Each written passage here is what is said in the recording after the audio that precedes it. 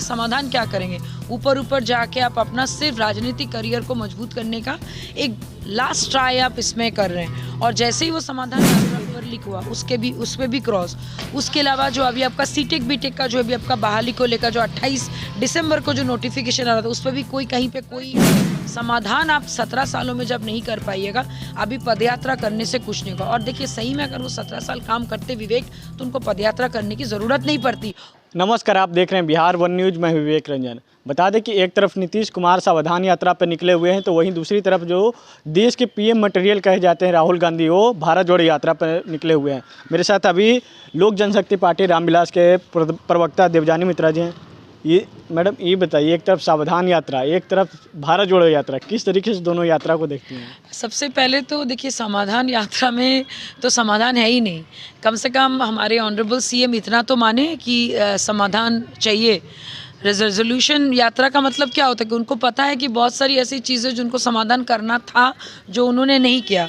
अच्छा, मुझे एक बात समझ में नहीं आ रहा है, जो वो 38 ज़िले में, मुझे नहीं पता उतने टोटल कितने ज़िले में अभी ट्रैवल कर रहे हैं। 38 ज़िले में अगर वो ट्रैवल भी कर रहे हैं, तो उसमें समाधान क्या करेंगे? ऊपर ऊपर जाके आप अपना सिर्फ राजनीतिक करियर को मजबूत करने का एक लास्ट ट्राई आप इसमें कर रहे हैं, और जैसे ही वो समाधान यात्रा पे निकले, हर जगह वहाँ पे नाला को कपड़े से ढक दिया जा रहा है, तो अचानक से रोड साफ़ हो जा रही है, बिल्डिंगें कलर हो, आपके जितने भी वहाँ पे सरकारी जो आपके जो कार्यालय है, वहाँ पे आपका अलग से उसको रंग दिया जा रहा है। तो यही सारा चीज़ वो समाधान यात्रा में वो दिखा रहे हैं। और मैं आपको ये भी बता दूँ कि नीतीश कुमार जी का कुर्सी पलट के ऐसा हालत हुआ है कि वो अभी, पहले इसका नाम था समाज सुधार यात्रा, उन्होंने अचानक से चेंज करके समाधान यात्रा, सुधार यात्रा, एक सावधान यात्रा, किस तरीके से देखते हैं इन दोनों यात्रा? Totally failure. मैं आपको इसलिए बोल रही हूँ क्योंकि अगर सब सही में, अगर आपको समाधान की मैं बात करूँ, तो पहले तो अभी जो आपकी शराबबंदी हुई, उसके ऊपर आपने क्या बोला, उसका कोई आंसर नहीं है, तो उसमें भी क्रॉस। बीपीएससी बीएसएससी का जो पेपर लीक हुआ, उस पर भी क्रॉस। उसके अलावा जो अभी आपका सीटेक बीटेक का जो अभी आपका बहाली को लेकर जो 28 दिसंबर को जो नोटिफिकेशन आ रहा था, उस पर भी कोई कहीं पे कोई डेट आ रहा है, तो उस पर भी क्रॉस। तो आप समाधान कर किसके लिए रहे? एनएचआरसी का क्या रिपोर्ट आया, उसके भी कोई जवाब नहीं।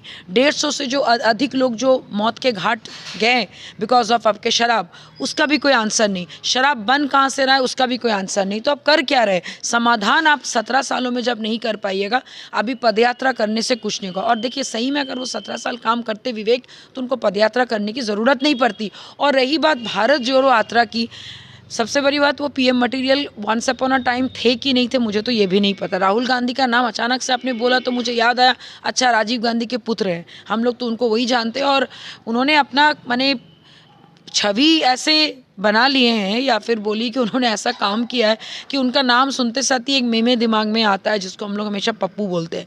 तो मेरे तो दिमाग में वही है, और ऑल द बेस्ट, वो कर रहे हैं भारत जोड़ो यात्रा, तो करके कांग्रेस के कैरियर राहुल गांधी ही हैं।